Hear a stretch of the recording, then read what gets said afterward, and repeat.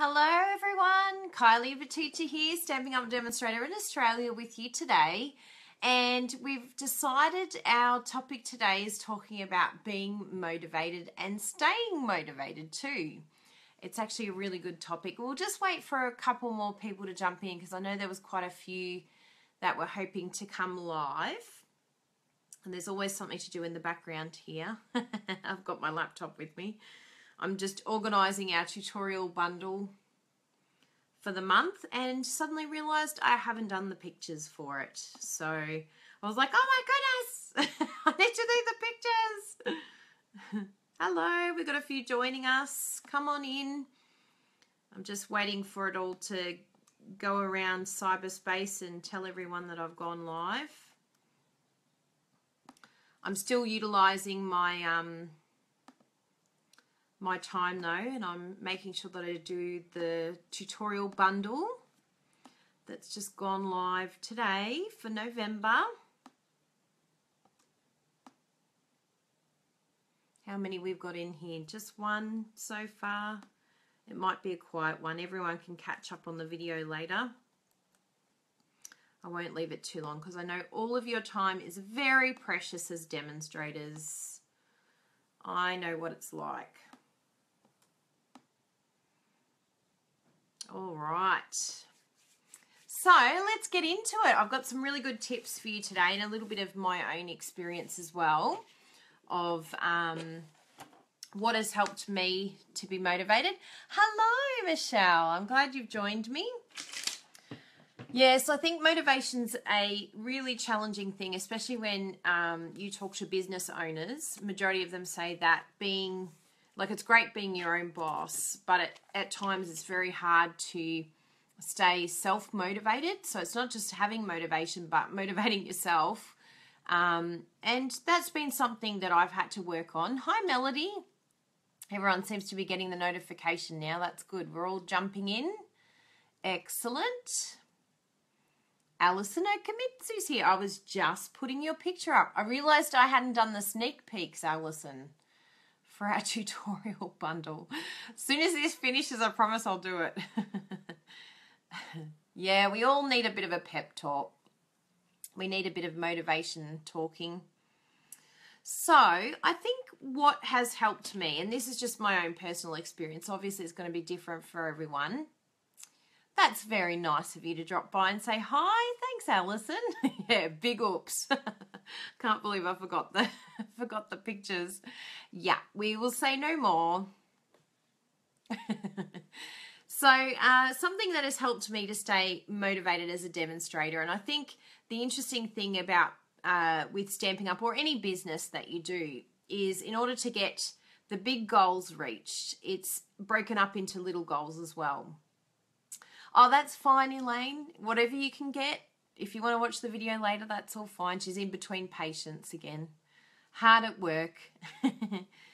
So, yeah, having the little goals and little wins will get you to the big ones. And, you know, it's nice to have both. It's good to have both goals, and I always did that. But I think those small goals and ticking off those small goals is probably, for me, that has been more important than setting the big ones. The big ones give me direction and they tell me where I'm going and what my ultimate goal is. But the small ones are what helped continue to keep me motivated and also just to break up that big goal. So those little ones ended up getting me to the big goal anyway. So some things that I have done without sort of realizing that they became really vital things for me to do was having things like a mentor or someone, not even necessarily a mentor, but having someone that I connect with that can help me in my Stampin' Up goals and sort of keep me accountable.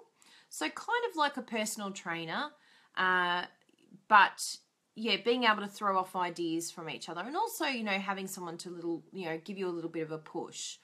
So Sarah Berry in the UK, we connected with each other and straight away we knew we were on the same wavelength with a lot of business ideas. Same with Louise Sharp, you know, we sort of throw ideas off each other all the time. And it really helped me having an international person. Hey, Danita, having someone internationally really helped me as well, because it's made me realize that we have a lot of amazing networking that we can do as Stampin' Up! Demonstrators. And we have a lot of people that are on different levels business-wise. But it was really good with Sarah, because I can't even remember what special it was, but there was a special that was happening, and we both pushed ourselves to get to 20 recruits. We actually started with, I think we started with 9 or 8, but then we kept pushing each other as the month went on. It might have been the last celebration actually, or something like that. But anyway, we kept checking in with each other, pushing each other to go that next step further, and sort of challenging each other in a fun way. And that kind of made it, you know, like a little goal setting thing, but it was a lot of fun, and it actually pushed us a lot further. No worries, Alison. Thank you. I'm glad you'll be watching the recording. So that really helps too. And just sort of finding that person that can just check in every now and then, you know, especially with Facebook and things like that. It's so great. Just jumping on the messenger and, hey, how are you? What's up? What are you doing? How are your goals? Really helps to just keep you motivated. And having a few people like this for different goals. Like I have, you know, people that help me creatively. I have people that help me from a business point of view. No worries, Vanessa. Great to see you here. I have people that support me with team ideas. I have people that support me with customer ideas. And it's amazing how you can really network and get to know ones from all around the world that have strengths in different areas, organizational strengths, and different things like that. Asking them how they do things, and we won't necessarily do the same thing as that person, but it definitely helps you to see that you're going in the right direction. Because I think that can be a really hard thing with staying motivated, is if you're doing something and you're not seeing results. But at the beginning, you've got to kind of realize that unless you continue to stay consistent. Oh, that's good. Andrea's watching while she's cooking. Hey, Lisa, good to see you here. Yeah, if you're not staying consistent in what you're doing, you are not going to see results. So you have to find another why other than say, I'm going to blog so I can get orders. You'll have to change that thought process to maybe I'm going to blog because I want to share my creativity with others and inspire others. I might want to, something I did for me, I started blogging so I could see my stats change. Will my stats change if I start blogging more regularly? Which, you know, I started seeing big changes in my stats. But the flow-on effect were these other things as well, like the more customer orders or more interaction. So I think sometimes if we make the result or outcome a little bit unrealistic, that can create disappointment, and then that in turn means that we don't stay motivated. It's very challenging, particularly with blogging, when you are blogging for an entire year and you are hearing crickets. Like I think I blogged for probably 3 or 4 years before I started seeing anything happening on my blog. And that can be really discouraging if you don't have a good reason why you're doing it. And the why, if it's based on financial or based on customers, personally for me, that wasn't enough for me. There needed to be a deeper reason why I was blogging, and it actually had to become something personal to me, to share like a visual diary, to be a good example to my team. Yeah, there was a few, you know, obviously for my customers to help them see how they can use the products and motivate them. So there was a few different whys, and it wasn't necessarily every time I go live, someone decides to call me. And this time it wasn't Louise Sharp. Normally it's Louise calling me. So I even set it on do not disturb mode and it still happens. So I'm not too sure what's happening there. So yeah, so those things I think can, those things can really help, like so they can stop our motivation if we have the wrong reasons, and we can tire out quicker if the reasons aren't sort of deeper within us, an emotional connection of some sort. That's what I've found anyway. Andrea said, do you have a blogging planner that you recommend? I actually just use the Stampin' Up planners that I get from On Stage, and I absolutely adore them. I just write everything out and have all my blogging notes on there. So yeah, so that helps. Yeah, I even did that, Jessie. I flicked the Do Not Disturb button and they still come up. So I'm not too sure. I'll have to work out what's happening with my Do Not Disturb button. It's going AWOL. So yeah, so that planner really helps. But I've been given a beautiful gift from Louise Sharp.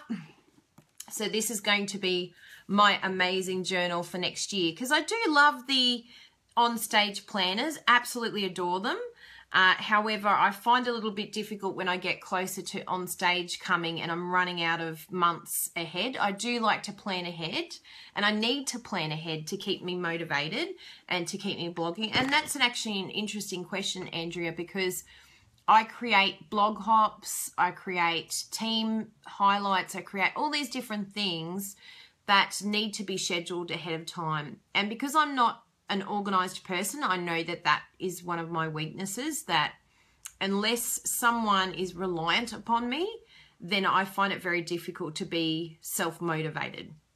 So I create all of these sort of, these events that in turn makes me create and prepare for these events, because there's other people relying on me. And that has worked really well for me to continue blogging. And I have set days like Global Design Projects Monday night. So, you know, there's a design team relying on me. You know, there's a set thing there that I'm not going to miss out on. Tuesday I do all my videos, and so Tuesday night becomes my video night. Wednesday is probably my only sort of limbo night where I try and find something, or I might even decide to have the night off on Wednesday. And Thursday night is usually a card of some sort or a promotion. Friday's my team highlights, and Saturday is my Pinterest highlights. And I pretty much stick to that. Sometimes it's, you know, a bit skewy depending on what's happening with my life, because I do allow myself a little bit of flexibility. I work well with flexibility, but I do know exactly what's happening or what should be happening each day. Andrea said that Gianna and her were looking for a good blogging planner to organise design teams, hops and such. Yeah, I think it does definitely help. The best thing I have found with the blog hops is just creating groups on Facebook. There's just no better way to do it because everything's there. I create, like even say with the Mediterranean blog hop that I do with, sorry, it's not the Mediterranean anymore. Now it's Thailand blog hop.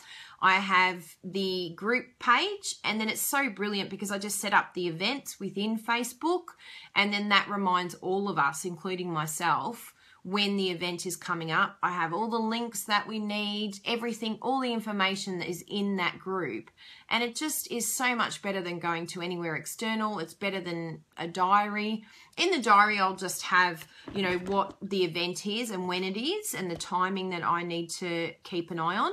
But majority of my planning is done on Facebook for every event. Like any blog hop, I just couldn't do it without Facebook.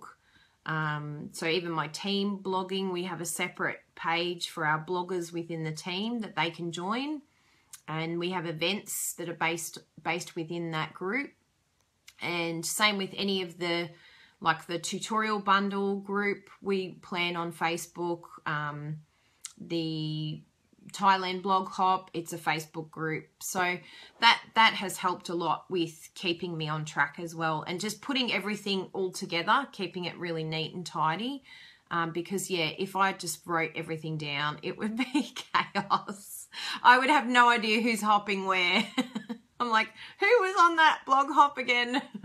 So it's good, I can just look for that blog hop event or group page, and then everyone's listed, and then I can tag everyone. Yeah, everyone's on Facebook now. It's so much easier.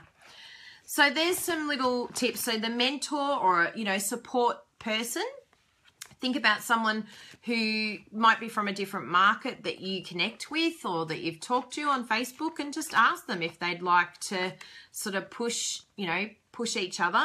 I do have my Aim for Alaska group, and that has been amazing, because one of the things with motivation that's really important is ensuring that you continue to stay focused and continue to check where you're tracking and making sure that your smaller goals are adding up to that big goal.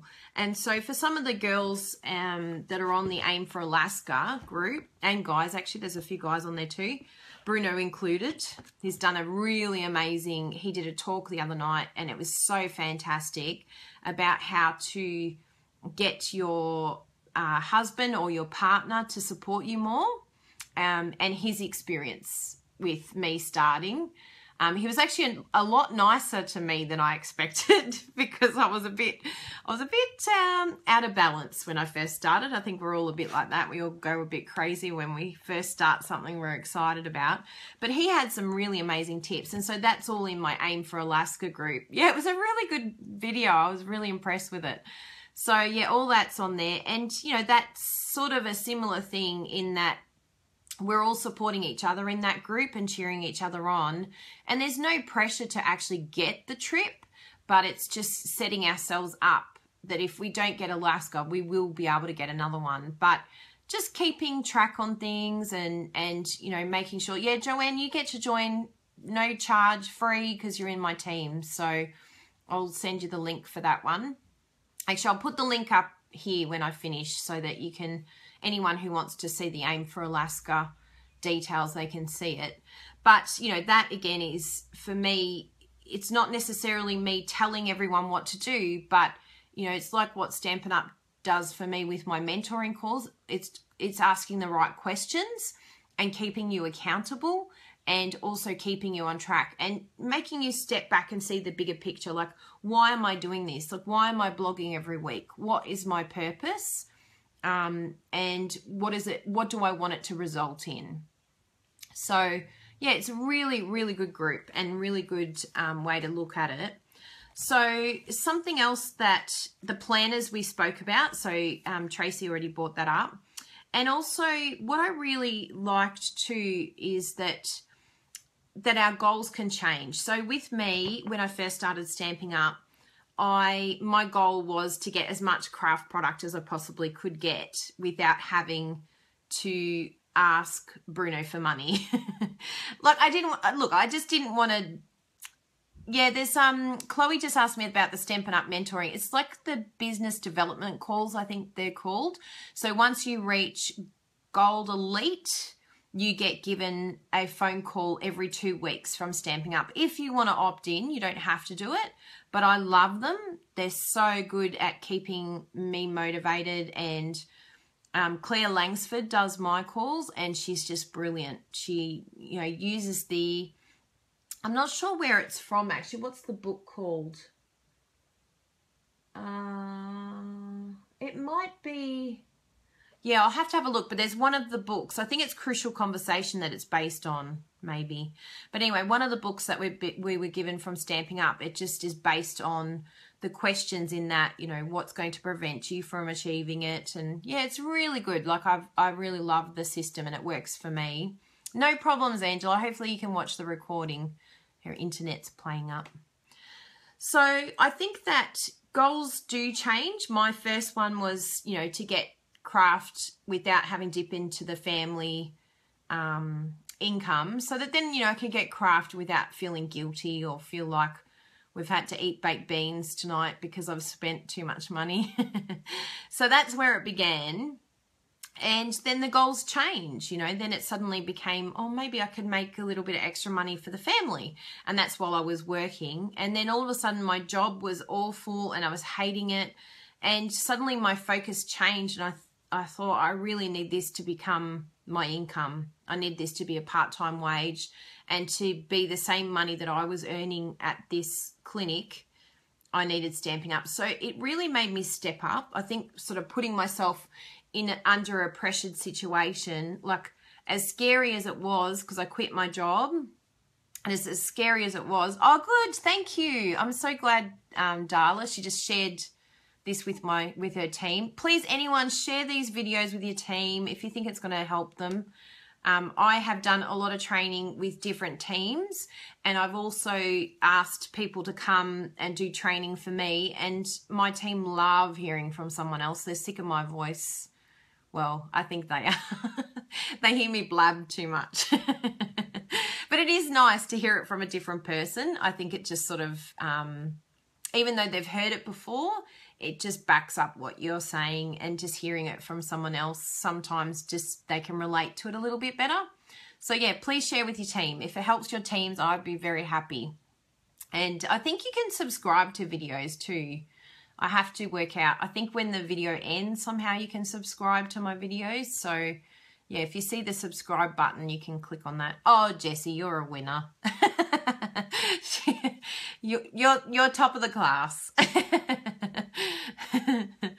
Yeah, I think, look, Michelle, the best thing is, you know, if you don't have a team, create a team. Because I didn't have, my upline was actually, or my team leader was Bruno's sister. And she left, I think, probably 4 or 5 months into me becoming a demonstrator. So I'm so glad you enjoyed that, Rosemary. Your team was so cute. I loved doing that. So yeah, so my sister-in-law left, and so then my team has become the people I've recruited. So it didn't necessarily mean that I needed someone to rely on. I've just gone sideways, or gone international, or gone to someone else. Like when I hear demonstrators say, I don't have a supportive upline, my upline's not interested, or they can't help me, you know, I just see it, and I know this sounds really harsh, but I just see it as another excuse. Because if you want to do something, you'll find a way to do it. You'll go out there and you'll find the right person, you'll find your people, and your people doesn't necessarily have to be your team leader. You know, it may surprise some people, but there's some people who really get frustrated with me on my team and don't necessarily appreciate, you know, what I do and how I say it. And, you know, I've had to learn over the years the way that I've communicated information, and I have taken on board what they've said. But, you know, some have left my group because they're not happy. They didn't like me.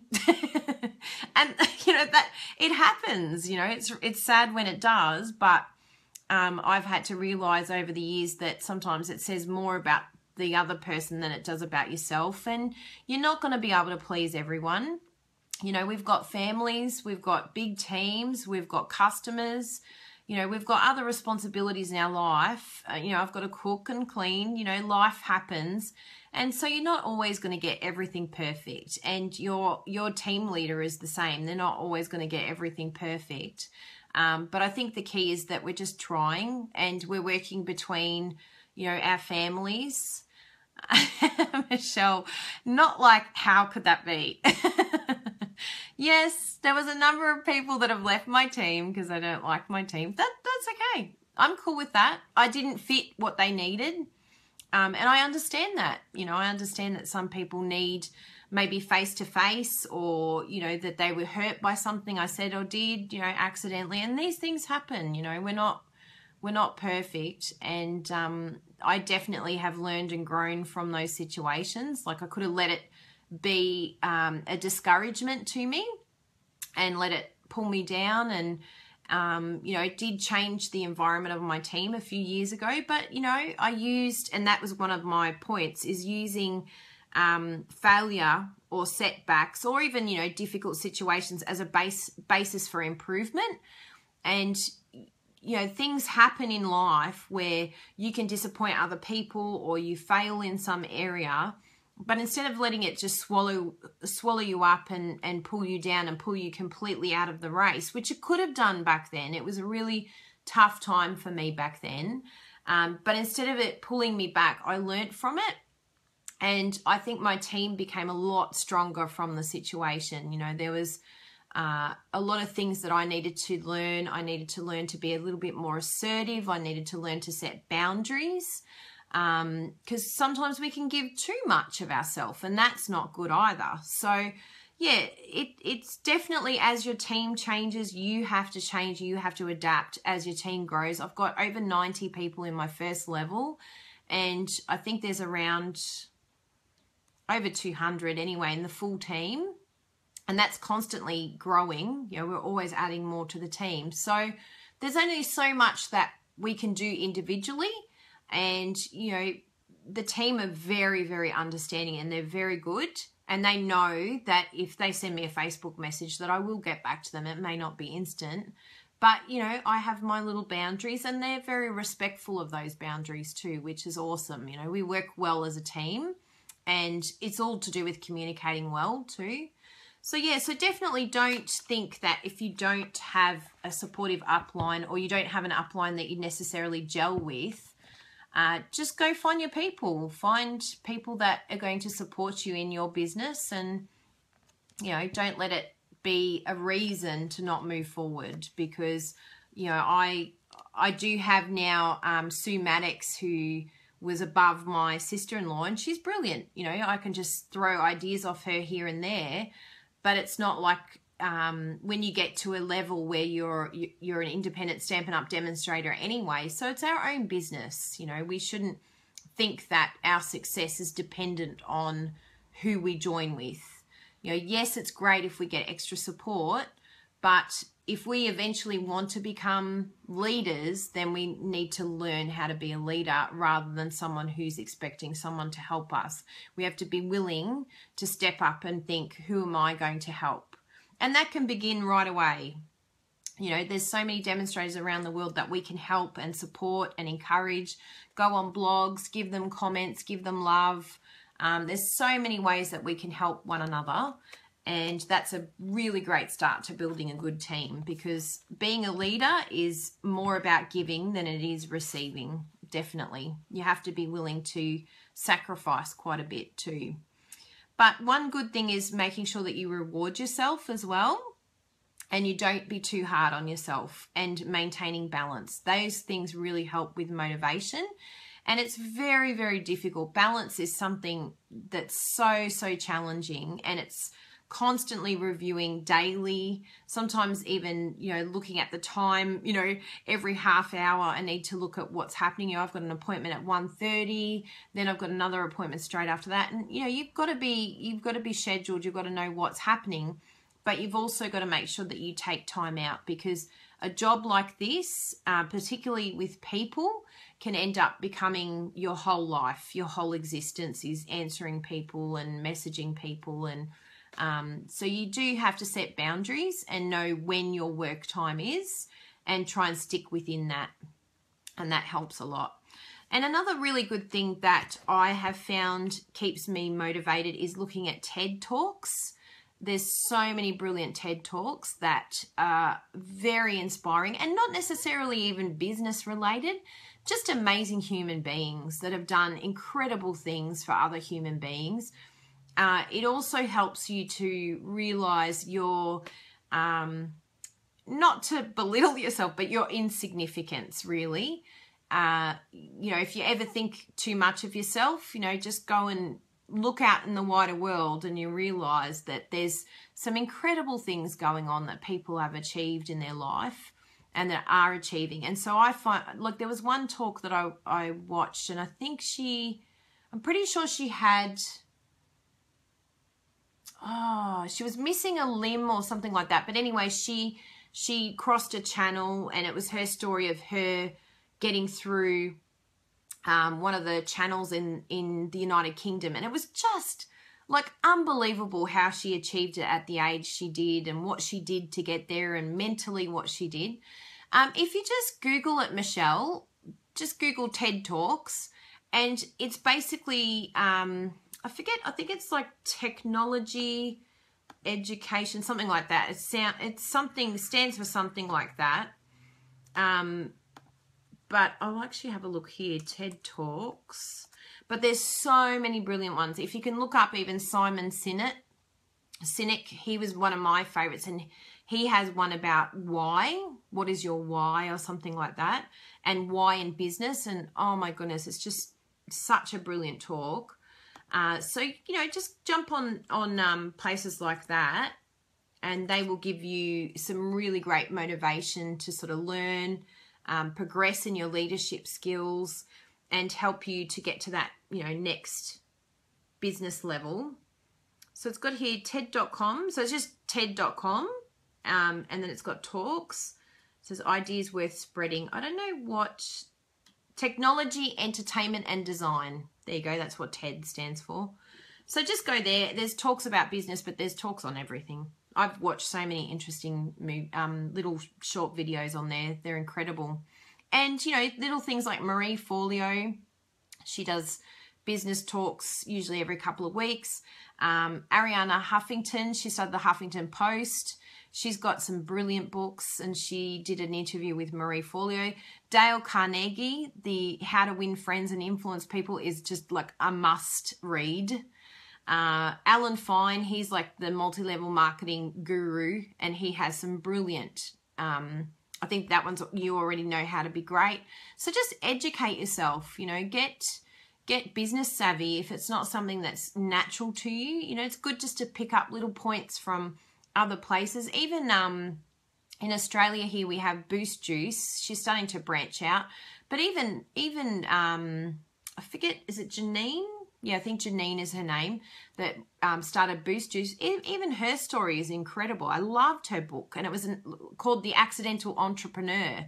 And it was all about how she just never thought she'd end up in business. And now she's running this multi-million-dollar company, and she's on Shark Tank and working with other young entrepreneurs and people who are starting in business. So, yeah, there's some really cool stuff. But, you know, don't think that it's not going to happen, you know, that it's that you're not going to be able to progress and get to those levels. It's amazing. Yeah, she's on Shark Tank. Really good. So a really important thing that I can end with when it comes to motivation, I think the key element that you need to work out is, what is your why? Why are you doing this task? Or why do you want to do this task? And yes, Janine Ellis, that's it. Ellis, you say it like Ellis. Yeah, she's very good. I connected with her because she's Aussie, and I think the way she wrote just sort of, yeah, it sort of helped me see the Aussie way as well. I really liked her writing.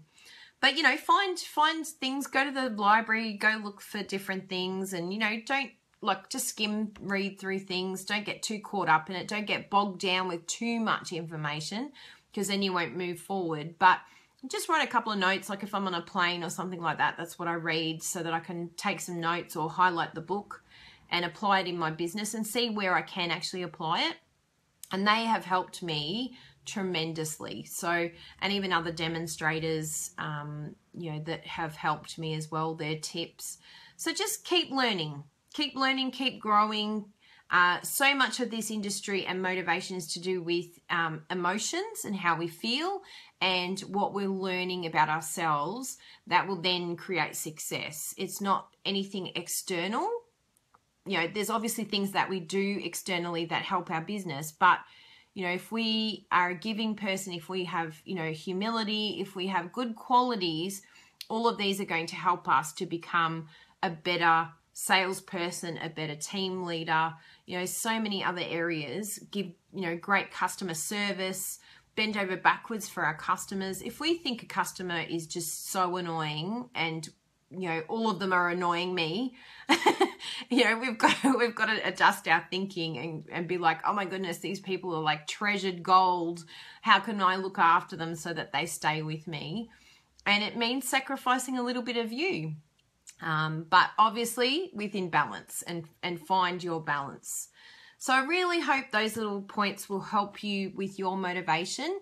After the video today, if you want to put it in the comments, maybe what you're going to do to help your motivation. Is it going to be getting a planner? Is it going to be tracking your small goals? Have you worked out what your why is? You know, is it to share your creativity with others? Is it to inspire other people? Is it to build a business that financially can support you and your family? And there is absolutely nothing wrong with that goal. You know, for Brenna and I, this has just been the most amazing gift that we've been given, to be able to have a business that is actually supporting us and could eventually help Bruno to finish his work, and we do this together as a couple. And I just think that's incredible that we have that opportunity. So, you know, whatever your why is, work it out. And, you know, set goals, set little goals and then the bigger goals, and keep learning, keep looking, you know, come back. I'm here every week and I'll have different things that we'll be talking about. So keep coming back and continue to ask questions and apply them. That's a big, big thing. You know, we can all talk till we're blue in the face, but you've got to actually do, you've got to action things and do them, and then keep motivated that way. So thank you very much for joining me today, and I'm sure we'll be in touch very soon. If you have any other questions, pop them down. Please share this video with your team, any demonstrators you know, and thank you very much for all your support. I hope that these videos are helping you to stay on track, because together we're so much stronger. We're gonna, yeah, blitz it together. What was it? I think the card kits that I made, the card online class, I had like 6 people join, request it, and they'd never seen Stampin' Up before. Like, what? In Australia, people haven't seen Stampin' Up before. So it's exciting times. There's lots for all of us. So go have fun. Yes, Vicky, off to be marvelous. I agree. Have a great day, everyone. Thank you.